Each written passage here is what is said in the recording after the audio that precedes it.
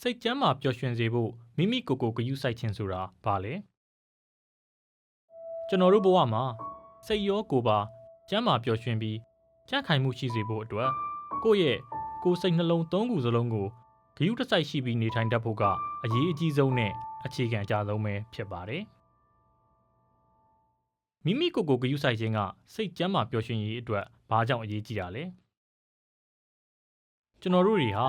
ကိုတေချာနားလဲပြီးစိတ်ရောကိုယ်ပါကျမ်းမာကြံ့ခိုင်မှသာကိုချစ်ခင်တန်ဖိုးထားရတဲ့သူတွေကိုလည်းကောင်းမွန်စွာပြုစုစောင့်ရှောက်ပေးနိုင်မှာဖြစ်ပါတယ်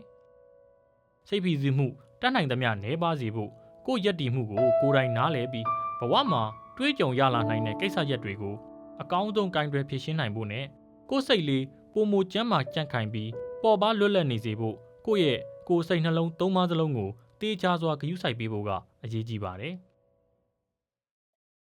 မိဘတွေပြုစုစောင့်ရှောက်သူတွေအနေနဲ့မိမိကိုယ်ကိုဂရုစိုက်နိုင်ဖို့ဘာတွေလှုပ်ဆောင်နိုင်ပါသလဲကျွန်တော်တို့ဟာတခါတလေမှာကိုချစ်ရသူတွေအတွက်ထည့်သွင်းစဉ်းစားရင်မိမိကိုယ်တိုင်အတွက်အချိန်ပေးဂရုစိုက်ဖို့မေ့လျော့မိတာမျိုးရှိတတ်ပါတယ်ဒါကြောင့်ပထမဆုံးအနေနဲ့ကိုယ်စိတ်ကိုပျော်ရွှင်စေတဲ့အရာလေးတွေကဘာတွေလဲဆိုတာကိုစဉ်းစားကြည့်ပါဒီလိုစိတ်ပျော်စေတဲ့အရာလေးတွေလုပ်နိုင်ဖို့အချိန်ပေးဖို့မမေ့ပါနဲ့